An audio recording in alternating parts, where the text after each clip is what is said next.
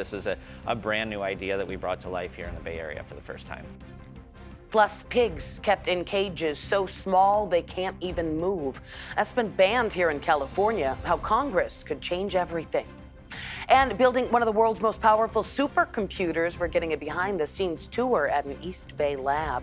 Thanks for joining us this Thursday. I'm Ann Magovic. We're going to have those stories and lots more coming up right after our news headlines. A $2.5 million settlement in the death of an inmate at the Santa Rita jail. The attorney for the victim's family says healthcare provider WellPath agreed to pay the children of Maurice Monk.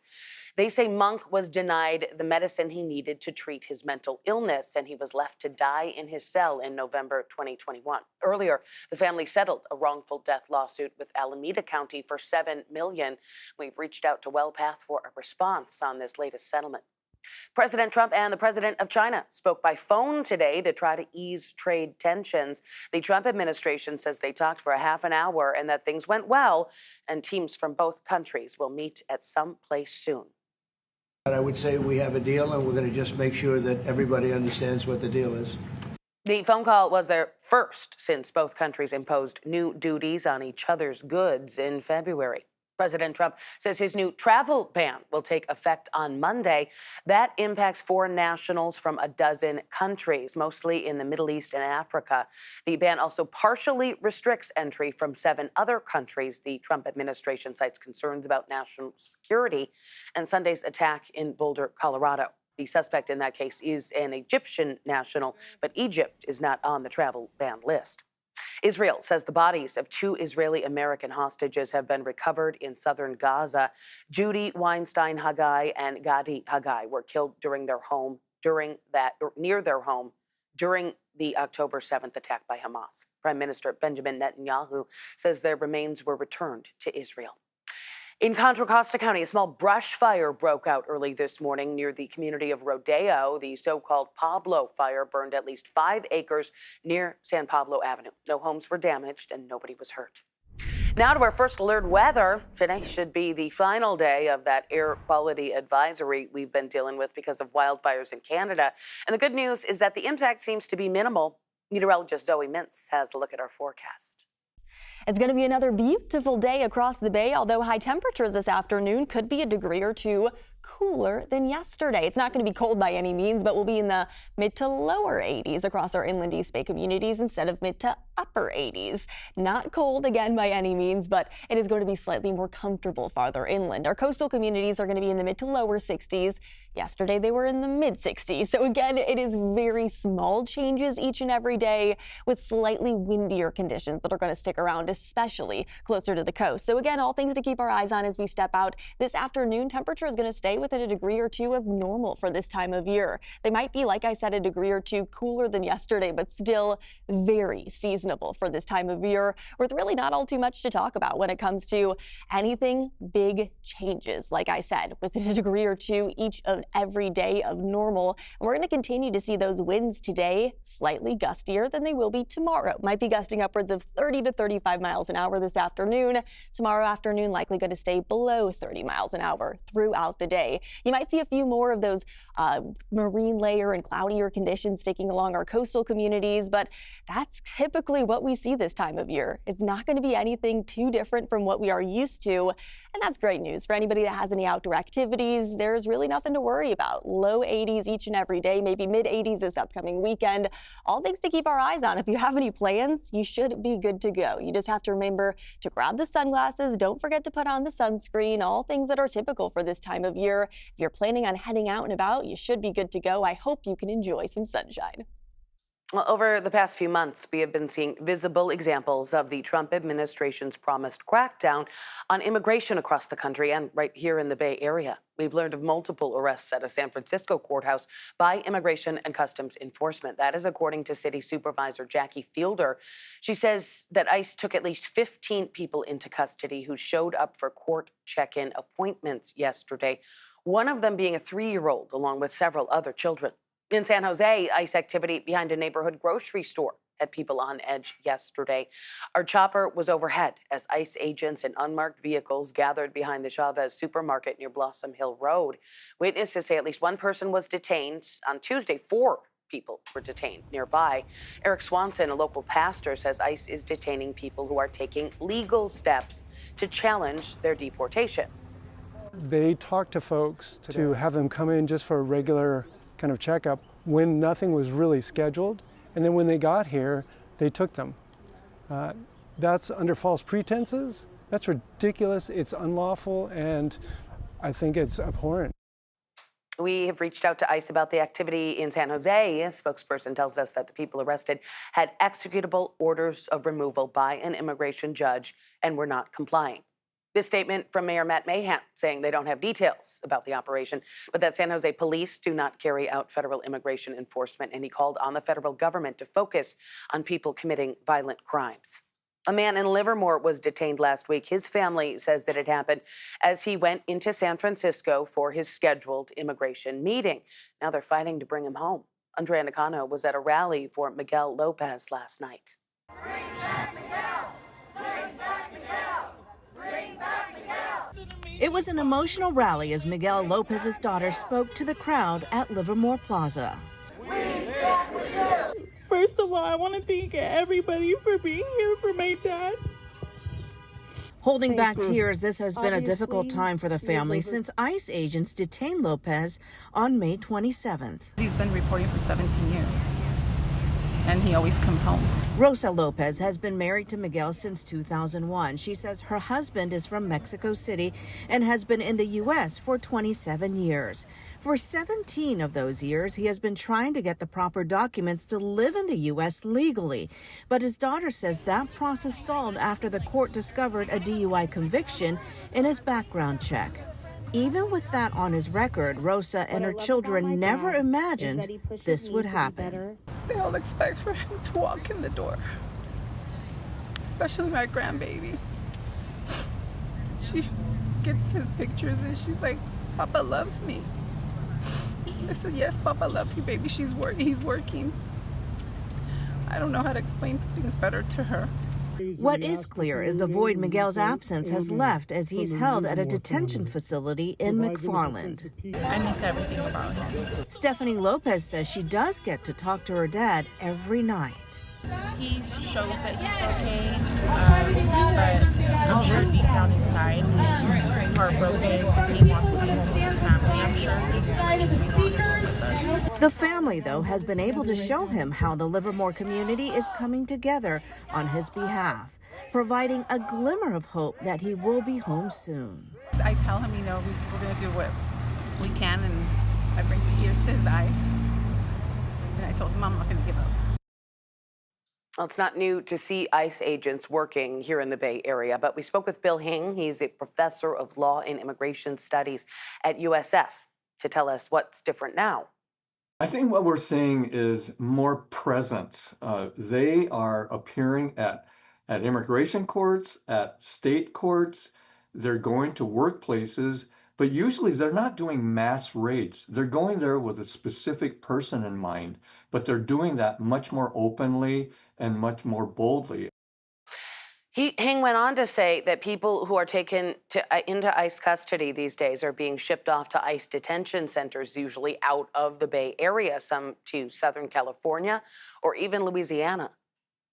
Still ahead here on CBS News Bay Area, a flashy way to fill retail space that would otherwise sit empty in downtown San Francisco, how it could be a model for the city's recovery.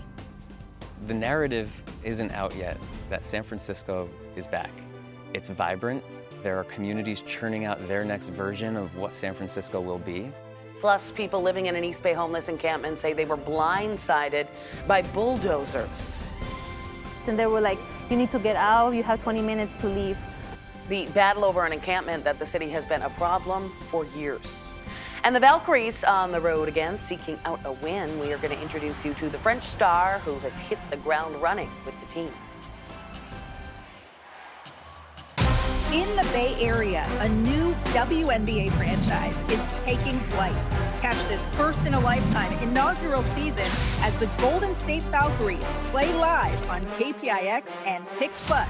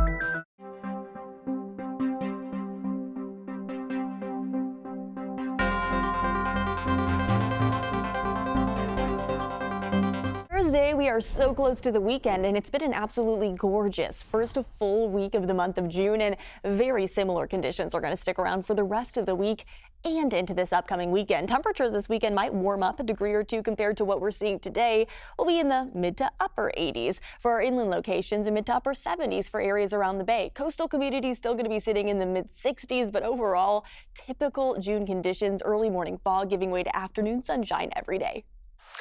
Well, turning to the downtown rebound, commercial real estate companies are still struggling to find tenants in San Francisco. The city's office vacancy rate in the first quarter of this year was just under 36%. That is a slight improvement, but still close to last year's record highs.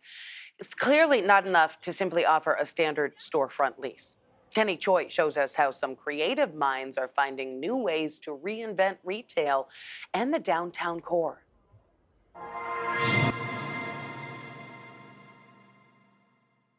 At One Market Plaza, just across from the Ferry Building, the Radiant Table is nearing the end of its 6-week run, offering an alternative type of dining experience. When a guest comes in, they're sort of transported into this alternate realm where they're meeting their favorite chefs, but they're also experiencing their food in a way that they've never been able to do so before.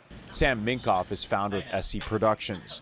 When the opportunity arose, he and his wife went to work quickly, building tables, setting up projectors, and transforming a co-working space cafe on the first floor in just 1 week into a colorful, immersive culinary experience. The visuals on the table are meant to really complement the chef's meal, and the chefs design their meals around the visuals and vice versa. In exchange for prime retail space that would normally cost tens of thousands a month, Minkoff and his team are showing how empty spaces can be used to attract permanent tenants. Once treasured pieces of downtown property worth hundreds of millions have sold for a fraction of what they were worth pre-pandemic. That's why Michael Seiler, the founder of Collective Impact, a strategy firm, isn't leasing prime commercial real estate to just any business.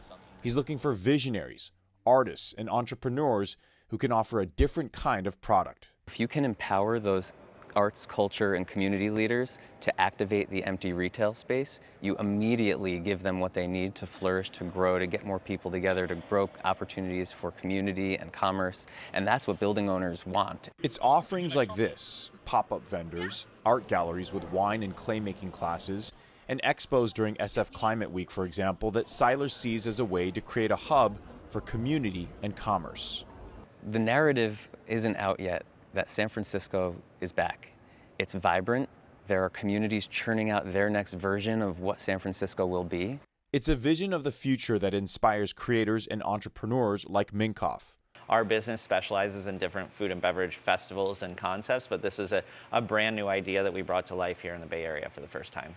Bringing people to the table, connecting them with community, and hoping others will want to come back to a thriving downtown. And if you want to book a Radiant Table, there are only 2 nights left before they take the show up to the Seattle area. You can find that info on our website, kpix.com. There is pushback in San Francisco's Bayview Hunters Point neighborhood over the city's largest industrial redevelopment deal in a decade. Neighbors are trying to stop the project from breaking ground on Toland Street and Kirkwood Avenue. The Prologis Gateway Industrial Complex development would span more than 2 million square feet. Prologis says the development will bring thousands of jobs and will be a major investment to the area. But Camilla Elam, a longtime resident, says the new development will harm people already suffering from the effects of industrial pollution. We have heart disease, heart failure, stroke, COPD. We have a little bit of everything, brain tumors, neurological disorders. Prologis says they have been collaborating with the city and community and that it includes a robust environmental review process, which found no significant impacts. Some city labor unions and business leaders in San Jose are backing Mayor Matt Mahan's plan to arrest homeless people who refuse multiple offers of shelter. The initiative is a core piece of his June budget message, which goes in front of the city council next week. The president of Japantown's Business Association recounted several experiences with people struggling on the street, saying her family is running out of reasons to stay in the city. On Christmas morning in 2014, in my front yard, on this very street, my husband and I stopped the attempted rape of a jogger by an unhoused Oregonian with untreated schizophrenia. The mayor originally proposed arresting people who refused shelter 3 times within 18 months, but is now saying each person's situation should be elevated on a case-by-case basis. He is proposing a new outreach team to track encounters with homeless people and then potentially refer cases to police. Well, they say they never saw it coming. A group of homeless people in West Berkeley were awakened yesterday by a swarm of police and city workers arriving to clear out a long-standing encampment there. A sweep a couple of years ago in that same location prompted a legal battle that's still playing out. We're talking about the area surrounding 8th and Harrison Streets, a few blocks away from UC Berkeley's University Village housing. John Ramos spoke with advocates who say the surprise sweep is a reflection of the changing attitudes about the homeless. The sweep began about 6 o'clock in the morning, and the people living in the encampment say it came as a complete surprise to them.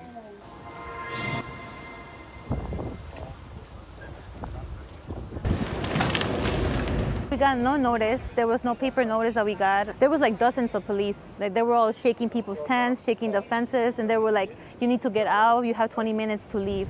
And I wasn't given any notice, so I feel like highway robbery is happening right now. There's no one offering any services. The city will not talk to me. The city won't talk to any of us. The sweep may have happened quickly, but it was a long time in the making. The tent encampment along 8th and Harrison Streets in Berkeley had been there for years and can be seen in the Google Maps satellite picture. Jessica Prado sued the city in 2023 to keep the camp from closing down, and as recently as last week got a court hearing scheduled for June 10th. To determine whether the encampment can remain or not. And the fact that they came before that date is like, okay, I guess they don't care what the court says, or yeah, we just don't know what's going on here. The city says the encampment has been a major problem, with 20% of their homeless efforts being focused around that one intersection. It's been cleaned up before, but quickly returned with little the city could do about it. Then, the Supreme Court handed down its Grants Pass ruling, saying cities can enforce no camping orders, even if they don't have a housing alternative. Homeless advocate Ian Cordova Morales says that changed everything. It's become lawless. They've become lawless, the police and the city and everyone. They're just not following any of the old protocol. They're not giving notice. They're arresting people. They're doing whatever they want now. They've taken what the Supreme Court said about their abilities to arrest people, and they've just gone full bore. No one would go on camera today, but when asked if any notice had been given, the spokesperson for the city said the campers had been told in January that they could not stay there. When pressed, he admitted that no notice had been given about the morning's cleanup operation. It seems the public is losing its compassion for the unhoused. We are seeing just a lot more people complaining about homelessness, a lot more communities kind of getting together and advocating against homeless encampments being in their area. And generally, people are demanding that sweeps happen now rather than people get connected with services. And it's made everything that we're doing a lot harder. And of course, the get tough attitude still doesn't answer that nagging question. Where do they go? I don't know. The message Berkeley is saying, don't go to Berkeley. So. Do you think that's what Berkeley's hoping for? Berkeley wants them to leave town, absolutely. The message is get out of town. If there's nowhere for people to go, I don't know where they expect them to go. I guess go to jail, I guess, you know, or to your grave. I don't know. Where do they go? It's a question that has plagued cities since people began pitching tents on the sidewalks. And there don't seem to be any answers coming from the Supreme Court on that one. The spokesperson says there are about 400 homeless people living on the streets of Berkeley on any given night, and no encampment has received more attention from the city than the one at 8th and Harrison. Still ahead here on CBS News Bay Area, the Golden State Valkyries trying to bounce back from recent losses tonight. We're going to meet a key player who's driven to get the team back in the win column. Yeah, come on in. Yeah.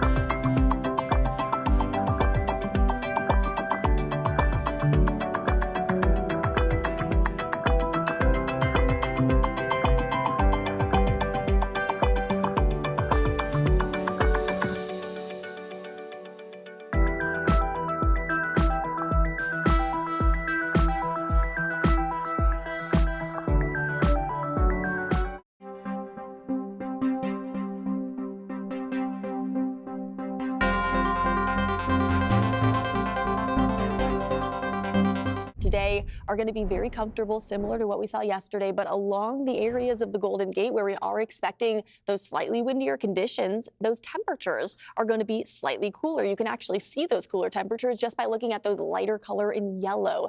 Along our coastal communities, mid to lower 60s. Inland areas will be in the low 80s to upper 70s, kind of just depending on where you're located. A couple of degrees cooler than yesterday, but overall very, very similar conditions are expected to what we felt yesterday into today, just maybe a degree or two cooler in our inland areas, getting right back to what we felt in our inland areas by tomorrow, and it will stay that way into this upcoming weekend. Little to nothing to talk about when it comes to many changes on the way, so if you've liked the weather the past couple of days, you're also going to love it into the next couple of days. Even if you want to head on over to the coast, other than a little bit of fog to start off the mornings, we should be seeing a lot more sunshine into the afternoons. Back to you.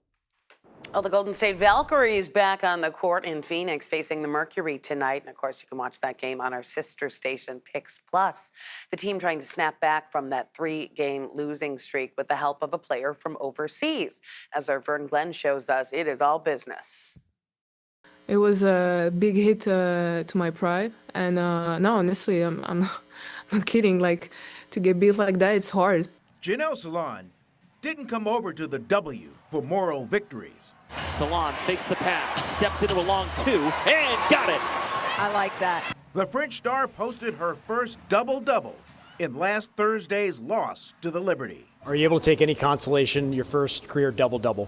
I mean, it doesn't matter if it's a loss. Honestly, I'm not going to lie to you. Head coach Natalie Nakase learned quickly about Salaun's no-nonsense approach. I felt it the minute we did, our first Zoom, and she wanted me to watch some film on her overseas. And just after we did the film session, she's like, "When's the next one?" And I was just like, well, let's kind of let this sink in. Salaun is much better taking on opposing defenses than taking compliments. I want to give a shout out to this one. Being a rookie, it's not easy in this league, and she's just come in and really shined. And so I'm really proud of you. Like, don't be hard on yourself. You're killing. I mean, you're kidding too. Nah, that was her first game back. Like, did you see what she did? She was jumping out there, like flying. Like, I mean, big shout out to her. It's not easy in this league, so I'm just proud of her being a rookie and just playing at such a high level. But the only playing from Salaun is when it's game time. We were talking about fun games and stuff that involve like gifts and things like that. She's like, "I'm not here for that."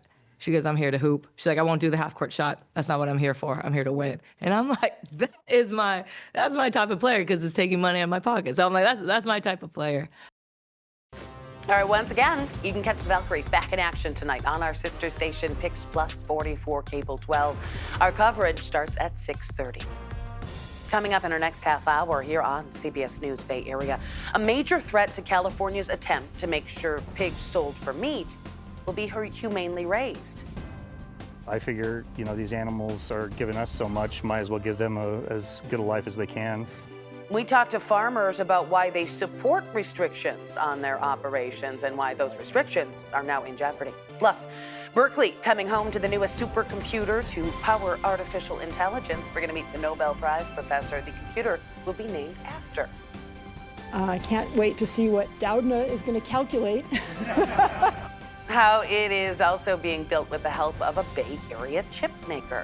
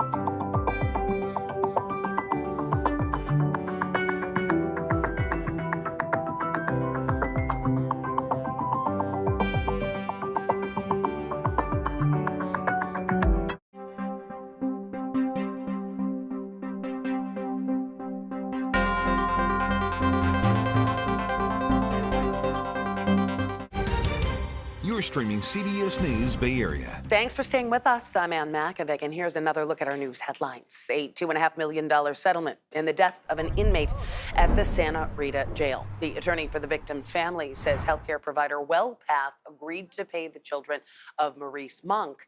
They say Monk was denied the medicine he needed to treat his mental illness and was left to die in his cell in November 2021.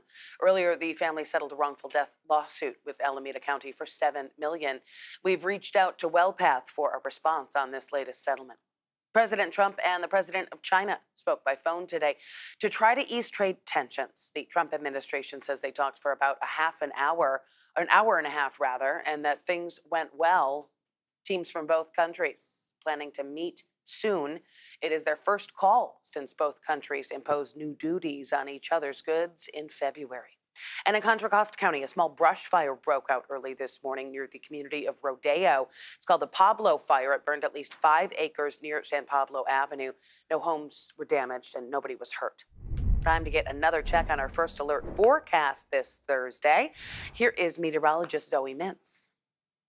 It's going to be another beautiful day across the bay, although high temperatures this afternoon could be a degree or two cooler than yesterday. It's not going to be cold by any means, but we'll be in the mid to lower 80s across our inland East Bay communities instead of mid to upper 80s. Not cold again by any means, but it is going to be slightly more comfortable farther inland. Our coastal communities are going to be in the mid to lower 60s. Yesterday they were in the mid 60s. So again, it is very small changes each and every day with slightly windier conditions that are going to stick around, especially closer to the coast. So again, all things to keep our eyes on as we step out. This afternoon, temperature is going to stay within a degree or two of normal for this time of year. They might be, like I said, a degree or two cooler than yesterday, but still very seasonable for this time of year, with really not all too much to talk about when it comes to anything big changes. Like I said, within a degree or two each of every day of normal. And we're going to continue to see those winds today slightly gustier than they will be tomorrow. Might be gusting upwards of 30 to 35 miles an hour this afternoon. Tomorrow afternoon likely going to stay below 30 miles an hour throughout the day. You might see a few more of those marine layer and cloudier conditions sticking along our coastal communities, but that's typically what we see this time of year. It's not going to be anything too different from what we are used to, and that's great news for anybody that has any outdoor activities. There's really nothing to worry about. Low 80s each and every day, maybe mid 80s this upcoming weekend. All things to keep our eyes on. If you have any plans, you should be good to go. You just have to remember to grab the sunglasses. Don't forget to put on the sunscreen. All things that are typical for this time of year. If you're planning on heading out and about, you should be good to go. I hope you can enjoy some sunshine. 2 bills that could overturn the will of California voters are making their way through Congress. At issue is California's Prop 12, which mandates minimum cage sizes for animals raised for meat. California voters passed the proposition in 2018 by a margin of 2 to 1. It said pork sold in California must come from pigs that, when they were alive, had at least enough space to turn around. I spoke with some pig producers here and across the country about the uncertainty in the market.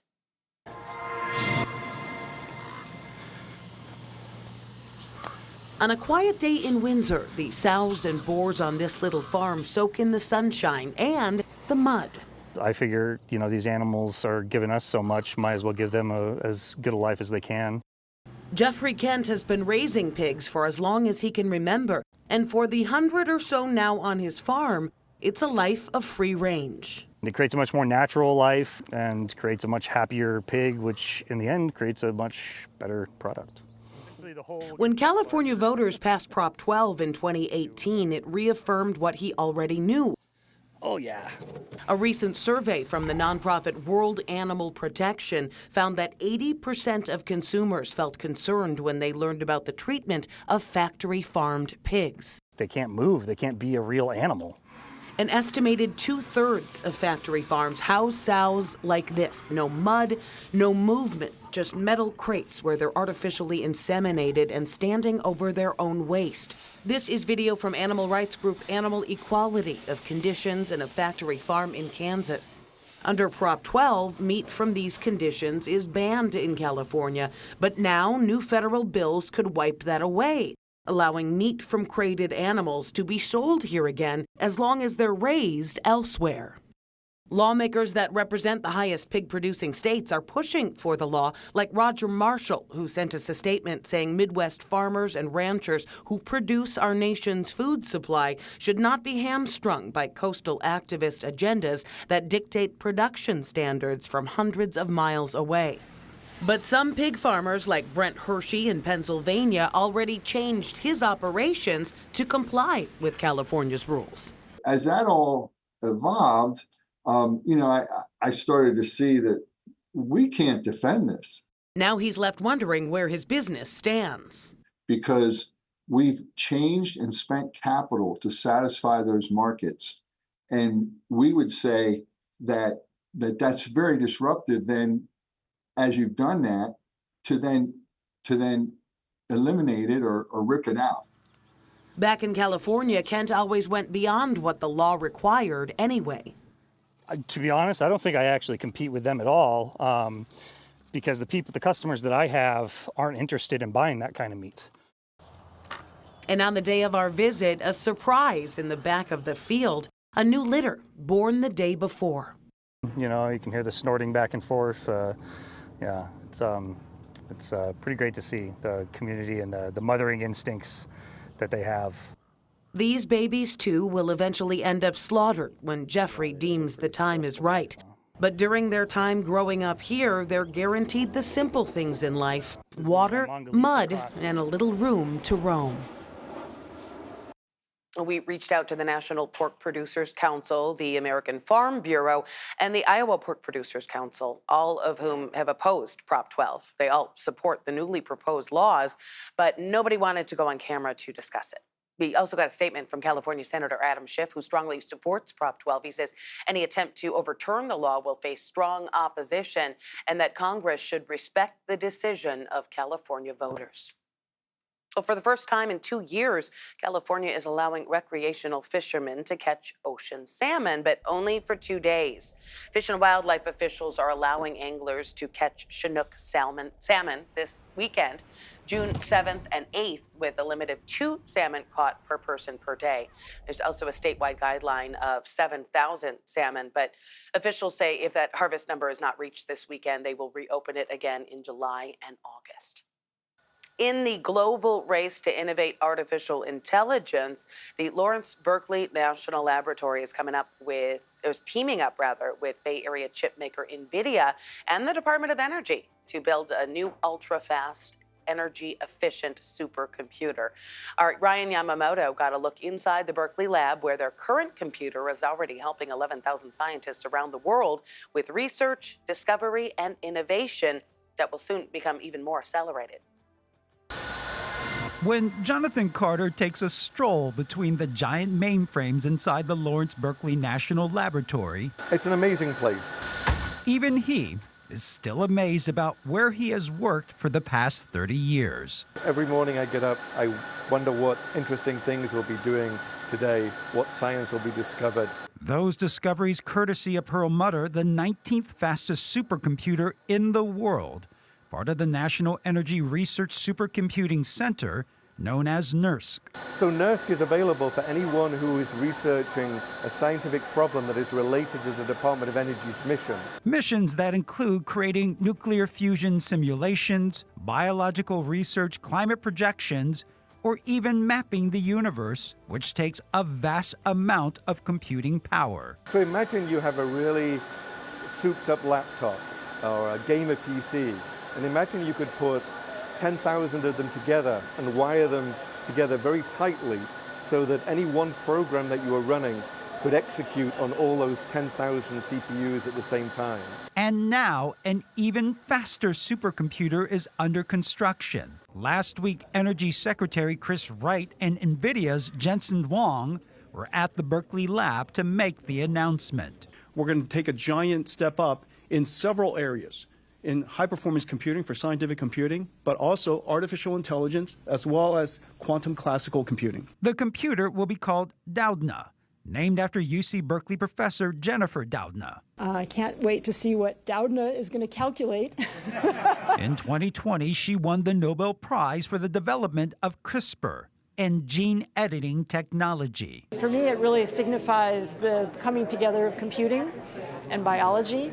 This is the future. You know, this is how the next breakthroughs are going to be made. Breakthroughs in science that will now be at least 10 times faster. We're not sure exactly how powerful it will be, but we hope that it will be in the top 5, maybe even the top 3. But what Carter does know, what used to take days to compute, will now only take hours. Well, the supercomputer is going to be built by next year and go online in 2027, the world's fastest computer right now. El Capitan is also in the Bay Area at the Lawrence Livermore National Laboratory. Coming up next, new tax on California's pot shops is fast approaching, and for some dispensaries, could be the final nail in the coffin.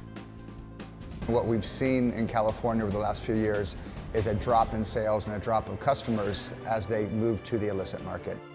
The signs of relief now on the horizon. In the Bay Area, a new WNBA franchise is taking flight. Catch this first-in-a-lifetime inaugural season as the Golden State Valkyries play live on KPIX and Pix Plus.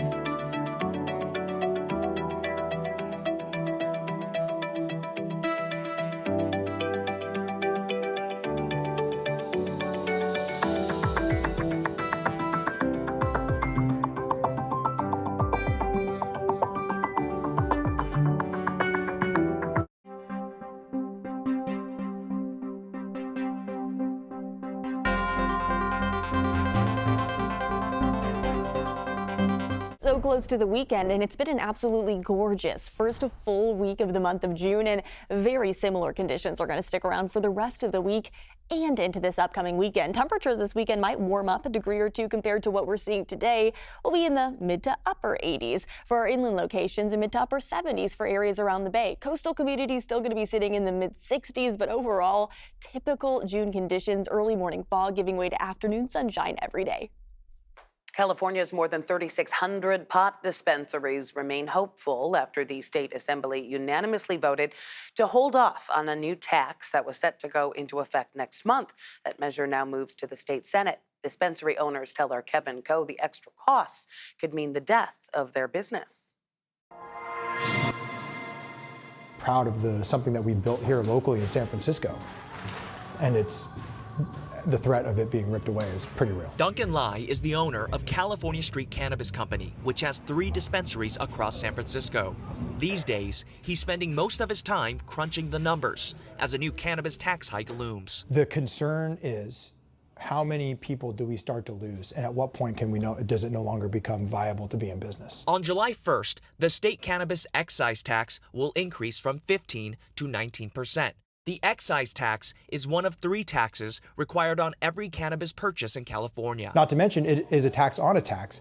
So the sales and use tax is collected after the excise tax is collected. So it's compounding. From San Francisco to Sonoma, Spark CEO Eric Pearson sees the tax hike as a final nail in some coffins. With this continued compression of prices, it is the death for probably a couple of our stores. We're interested in staying alive, and what we've seen in California over the last few years is a drop in sales and a drop of customers as they move to the illicit market. Data from the California Department of Tax and Fee Administration shows the state saw more than a $255 million decrease in taxable sales since 2023. You may proceed when ready. The dire direction of California's cannabis industry led Assemblymember Matt Haney from San Francisco to introduce AB 564, which would halt the tax hike for several years. Fully licensed legal businesses in California capture just 40% of the state's entire market, while the underground illegal market accounts for 60% of the overall market. It's a bill Duncan supports. It's not a tax reform, it's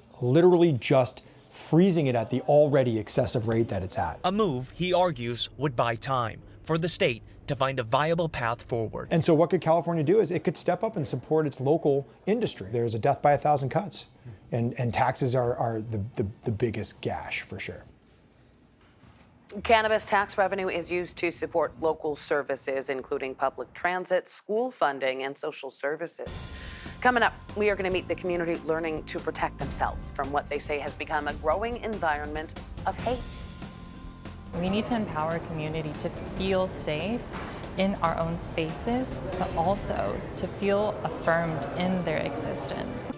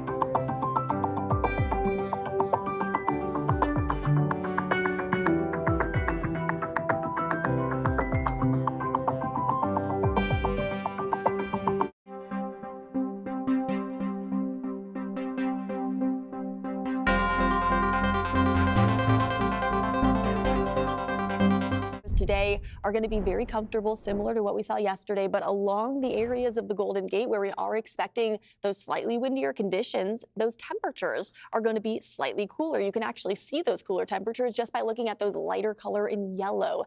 Along our coastal communities, mid to lower 60s. Inland areas will be in the low 80s to upper 70s, kind of just depending on where you're located. A couple of degrees cooler than yesterday, but overall very, very similar conditions are expected to what we felt yesterday into today, just maybe a degree or two cooler in our inland areas, getting right back to what we felt in our inland areas by tomorrow, and it will stay that way into this upcoming weekend. Little to nothing to talk about when it comes to many changes on the way, so if you've liked the weather the past couple of days, you're also going to love it into the next couple of days. Even if you want to head on over to the coast, other than a little bit of fog to start off the mornings, we should be seeing a lot more sunshine into the afternoons. Back to you.